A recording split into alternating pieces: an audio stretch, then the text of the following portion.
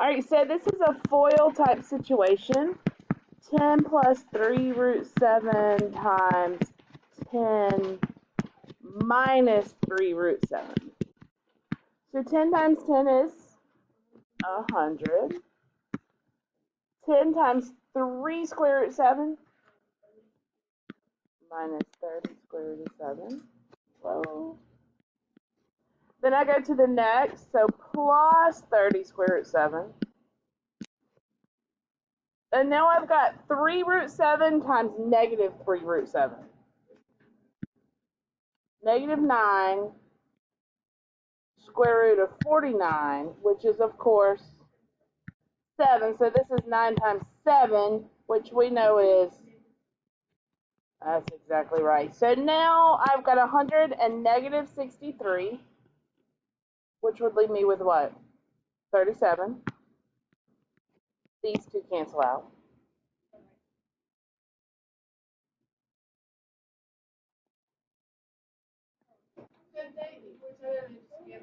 Yes. Yes. 6, same page.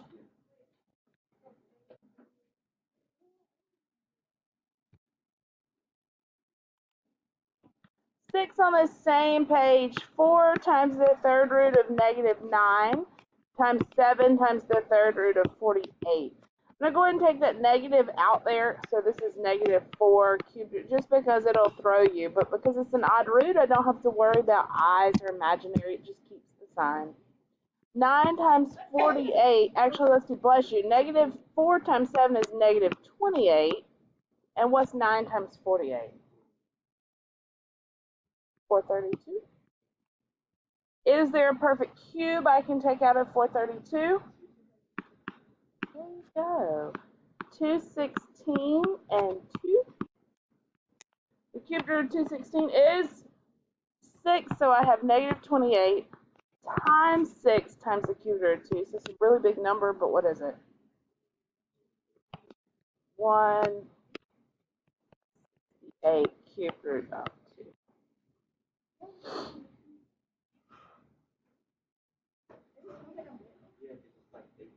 That's okay. Yeah, don't let that intimidate you. What else? Yeah. Number 4. 5 times the cube root of 32x cubed, y to the 4, minus 3xy cubed, square root of 4y. So clearly I can't combine these like they are because they're not like radicals. So I want to see if I can work with them any and get them to be like radicals. So can I break 32 up anyway? 4, it's what? 8 and 4, that's right. And then 3 goes into 3 one time with none left, right? And then 3 goes into 4 one time, but it does have 1 left. I'm just going to write this because I can't. Is that a cube root? That should be there, right? Yeah, I wrote it wrong. Cubed root of 4y. So put together what's on the outside together. So 5xy. And then I have the cubed root. Oops, I forgot that too. Sorry, guys. That's a 10 there then. So 10xy times the cubed root of 4y minus 3xy times the cubed root of 4y. Notice how all of this is the same. So I can just combine those numbers in the front. What's 10 minus 3? 7. Xy cubed root 4y.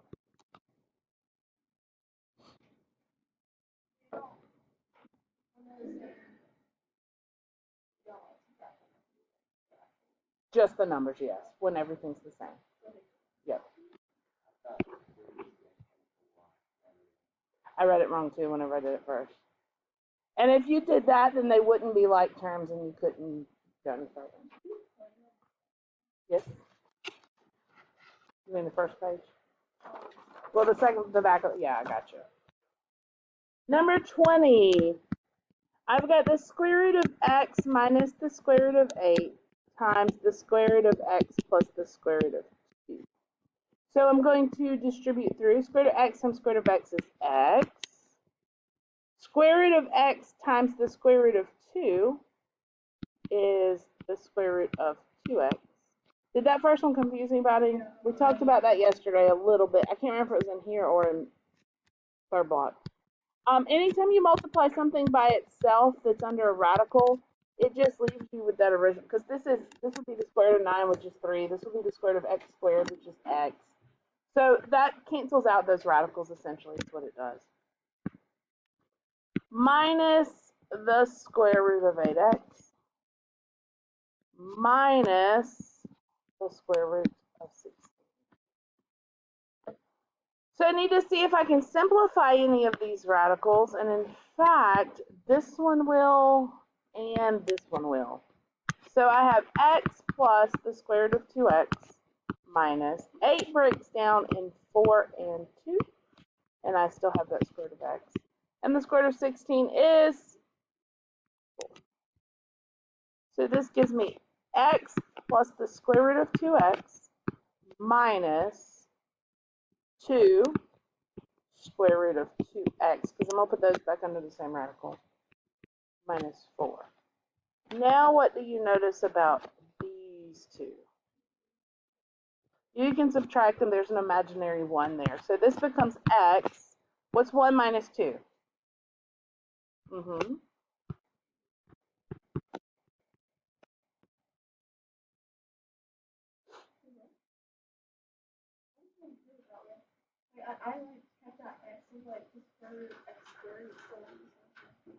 Yeah, you still should simplify down to the same thing. Anything else? Mm-hmm. Number 5 on the last page. 15 square root 2 times negative 2 square root 20. I'm going to go ahead and combine what's under the radicals together, what's outside together. So 15 times negative 2 is negative 30, and 2 times 20 is 40. Now see if you can break anything apart. That's exactly right. So negative 30 square root of 4, square root of 10. Square root of 4 is 2, and negative 30 times 2 is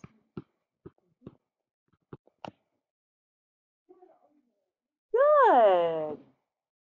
Anything else?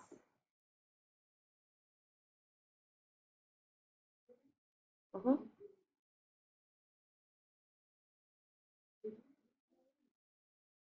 Which page?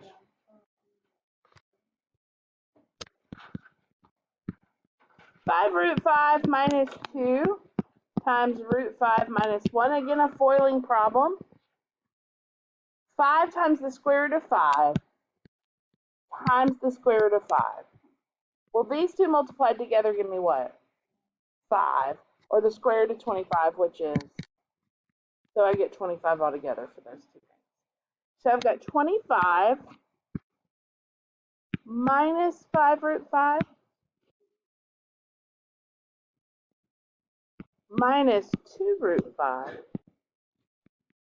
plus 2. I see some like radicals in there and some like terms. 25 and 2 are like terms. These two are like radicals. So 25 and 2 is 27. Negative 5 root 5 and negative 2 root 5 gives me, there you go.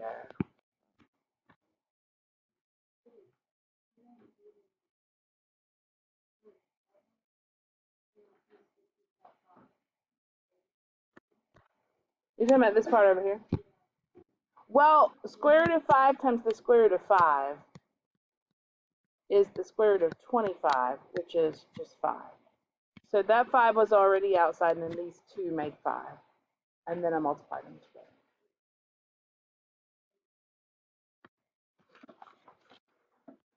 "21 area and perimeter." So I have the length and the width here.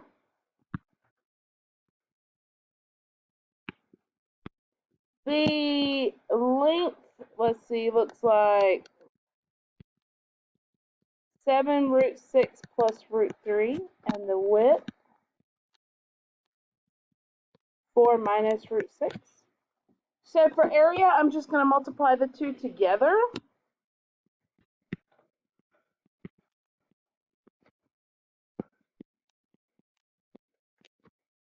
So again, with the foiling,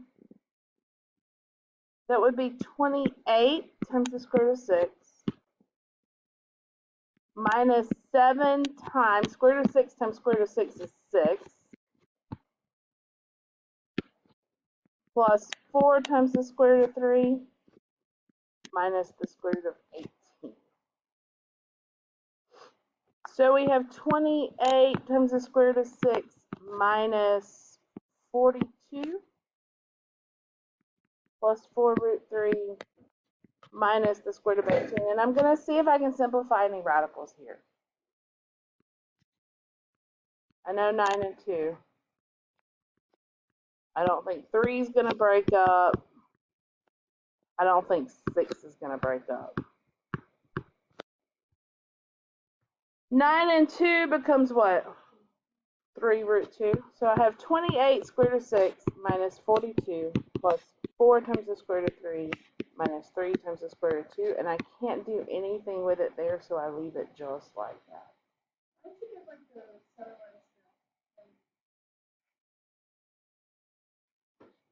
Here? Yeah, the 7 times 6. Square root of 36, and then the square root of 36 is 6, so you got something.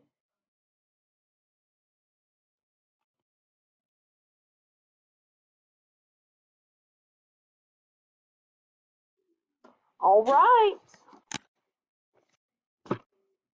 If you will, turn your desk out, pencil and a calculator. I just kept saying this morning as I made them take their practice. It's 5 questions. You were supposed to have it yesterday, but you didn't. So.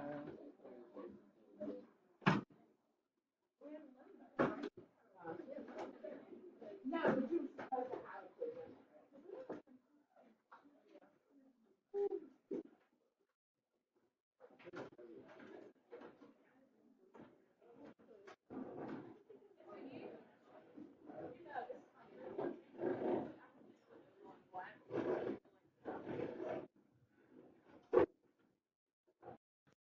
All right, you ready?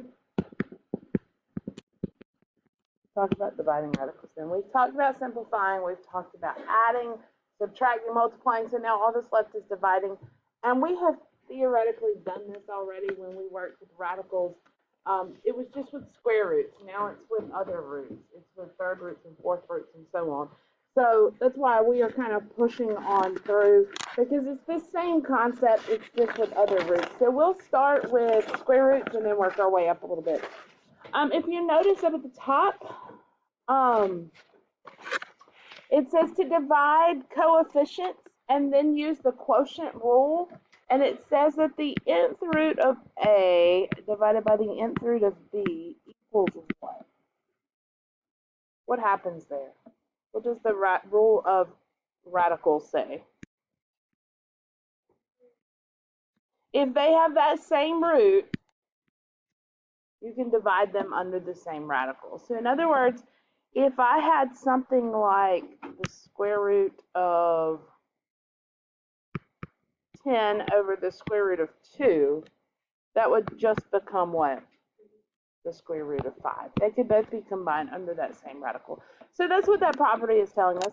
And then this is to simplify the resulting radicals. So we're going to work through a couple examples like this before we get into some that leave radicals in the bottom. So look at number 1. Number 1 says that 12 times the square root of 160 divided by 2 times the square root of 5. So coefficients first. What is 12 divided by 2, or can 12 over 2 reduce? 6. And then I can put these two under the same radical since they're the same root. Well, what is 160 divided by 5?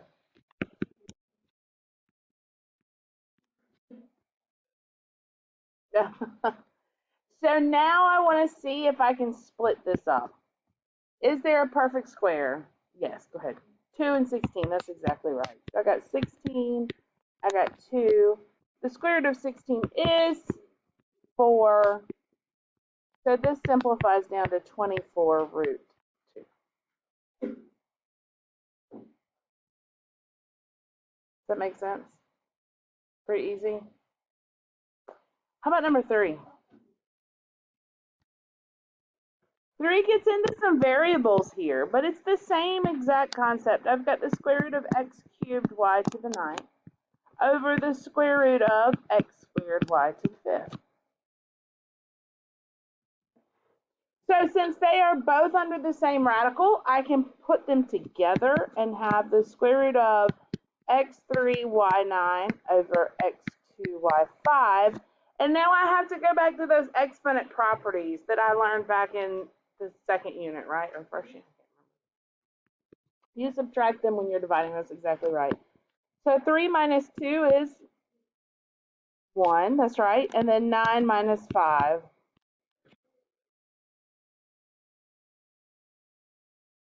That's exactly right. Now I can simplify this radical. Remember, this is a 2. 2 doesn't go into 1, so the x stays under there. But 2 goes into 4 how many times? 2. So I end up with y2 squared root of x. Does that make sense? It's different? It's the same but different. Look at 7.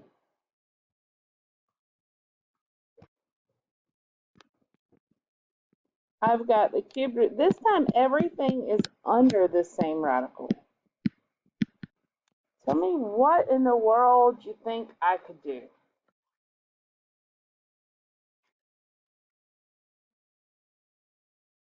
Simplify what? How can you simplify 64? So what you're really doing, and you're just not saying, is you're going backwards on that property. So you're doing this.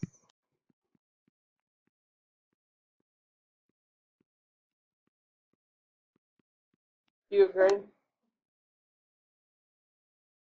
And now I'm going to look at each piece individually to see if I can simplify them. So I've got the third root of 7. Can I simplify that in? No. There's not a perfect cube I can take out of 7. How about x to the 5th?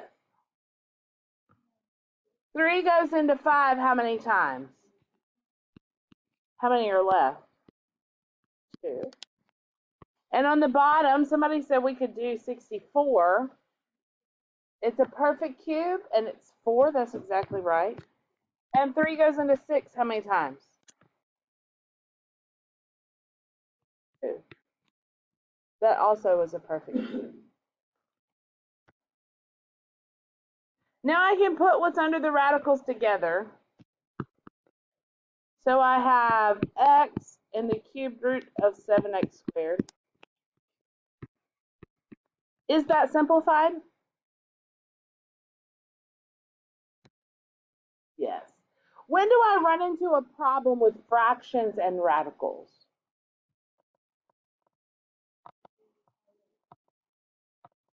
What about with the radical situation? Think fraction-wise. When it's what?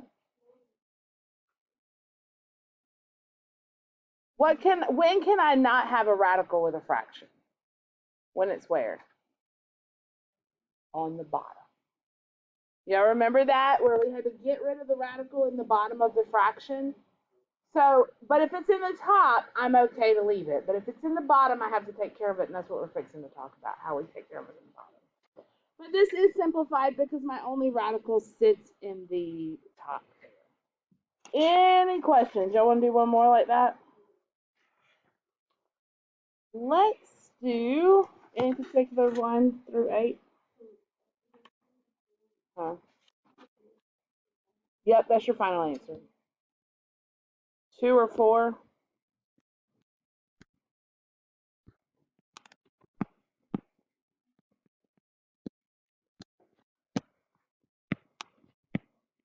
I see some coefficients here, so I'm going to try to simplify those first if I can. What's 28 divided by 4? 7. These are both under the same root, so I'm just going to go ahead and divide them. What's 16 divided by 2, or negative 16 divided by 2? And if I have 6 m's up top and 1 on the bottom, how many do I have where? 5 up top. So I don't have a bottom anymore. Does that make sense? Okay. Now the negative, because it's an odd root, I'm going to go ahead and take that out. So I have negative 7 cubed root 8m5. And see if you can simplify. Can you? The cube root of 8 is 2. How about that m5? You can take some m's out. That's exactly right. You can take 1 out because 3 goes into 5 one time. And how many's left? Right? So I end up with negative 14m times the cube root of m squared.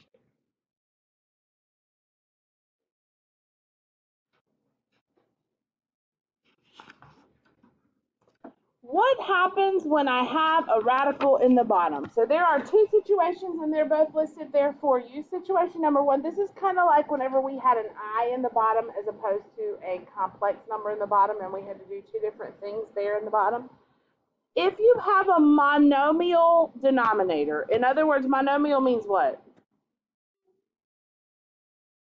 1, right? So I'm in a situation something like number 9. This is a monomial denominator because it's just one piece.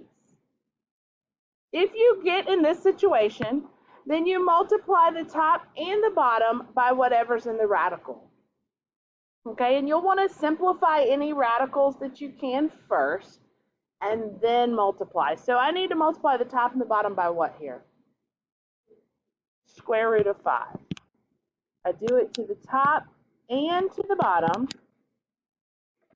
This just becomes 3 square root 5. What's the square root of 5 times the square root of 5? 5, right? That's one of those easy peasies we know. So 2 times 5 is 10. That's exact. So I got 3 times the square root of 5 over 10.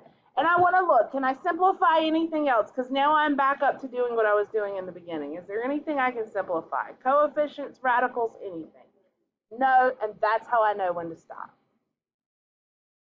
Leave it just like that. As long as everything's simplified and there are no radicals in the bottom, you're good to go.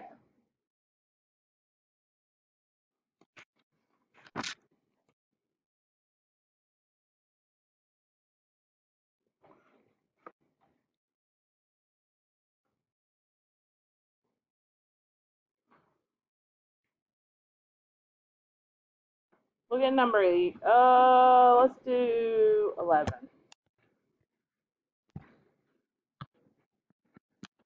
I've got 3 times the square root of 12 over 4 times the square root of 7. Somebody tell me what you think I need to do. Separate. Say it again. Simplify what? The 3 square root of 12. I would split that up. You don't necessarily have to do that first, but I definitely would here. The square root of 12 breaks up into 4 and 3. So I get 2 square root of 3 for 12, right? So that is 6 square root of 3, right? Because I just replaced this with 2 root 3 over 4 square root of 7. What else can I do now? I can. I absolutely can.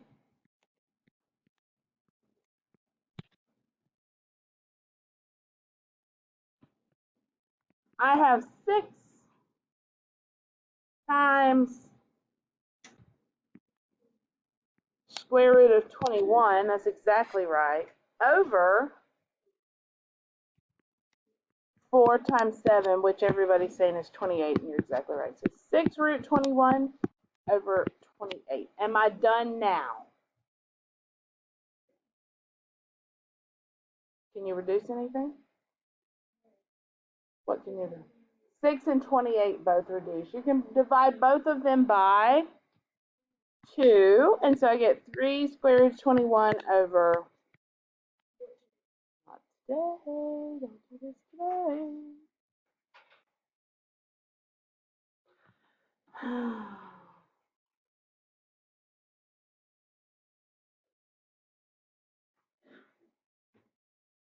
14, that's exactly right.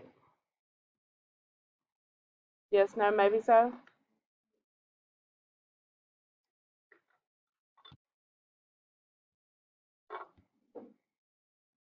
Some of you are becoming pros on your phones, but I'm not convinced you're becoming pros with algebra. Why is this one different? I've got, so what's that called down there in the denominator now? It's not a monomial, it's a what? It's a binomial. So look at your, if you flip back a page, there are some notes there for you. What happens if I divide by a binomial? And what I have to do is I have to multiply the top and the bottom by what we call the conjugate. Do you remember we talked about this when we did complex numbers? We talked about the complex conjugate. Do y'all remember that? What does it mean to be a conjugate? What did we do? Changed what sign? All the signs? Just the middle sign, just that middle sign. That's exactly right. So to get this simplified, or to get that radical out of the bottom, I have to multiply the top and the bottom by 4 minus the square root of 2. So it's a very different situation than if I only have a radical in the bottom, or I only have a monomial term in the bottom. Now, what's special about when you multiply conjugates together? What happens when you multiply conjugates? Cancels what out? It cancels out the radicals, right? If I FOIL out the bottom here, what I'm going to do, I'm just going to distribute the top. That's an easy one. 16 minus 4 square root 2. And on the bottom,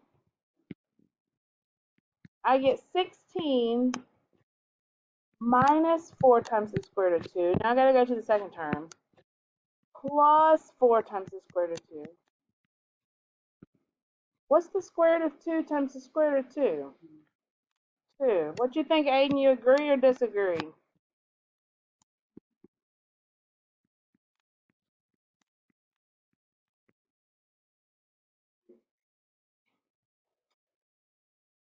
All right, in the middle here, I've got negative 4 root 2 and positive 4 root 2. Those are opposites, so they cancel. That's exactly right. And what's 16 minus 2? 14. Now, I can simplify this a little bit. I can simplify each coefficient. Okay, so if I want to clean this up, I can divide this, this, and this by the same thing, but don't work under that radical. Always try to split that up because these aren't under radicals. So is there anything you can divide all of those by? 2. Remember I told you we'd get to that point where you'd have to simplify these? And before I was just writing, remember to simplify. Now you're to that point where you have to simplify. So if I divide them all by 2, I end up with 8. That's exactly right. What do you think? Easy, hard? Easy? Better? Let's do one more this a little bit. Pick one more on there and then I'll set you loose. Any of them through 20. Yes. Let's do 13. The further you get on here, the more of the multiply type stuff you have to do. What do I multiply the top and the bottom by? Square root of 2.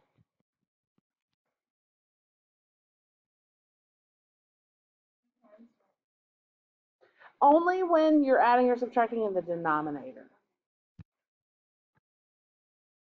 Now what?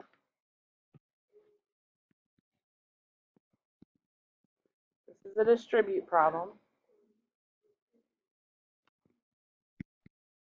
All right, now you said something really, I think you just said something that I want to address in just a second. Did you say something about simplifying it first? What did you say just now? Oh, okay, okay. All right, so the square root of 16 is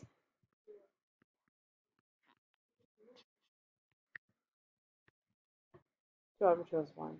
Now, if you had looked at this and before you started, you went, wait, I can split 8 up. I can simplify that, right? The square root of 8 is the same thing as 2 times the square root of 2, right? Well, if I make this 2 square root of 2 minus square root of 2 over square root of 2, that's a lot of square root of 2's, right? But what happens up top? They're what? Like, they're like radicals. Yeah, so I can combine them just like we were doing before. What's 2 root 2 minus 1 root 2? 1 root 2. And 1 root 2 over 1 root 2, you divide anything by itself, you get 1. So if you did it that way, that's just another way to do it where you wouldn't have had to rationalize in the bottom. Okay? All right, so dividing by a monomial, multiply top and bottom by the radical. Dividing by a binomial, multiply the top and the bottom by the conjugate. Everybody good?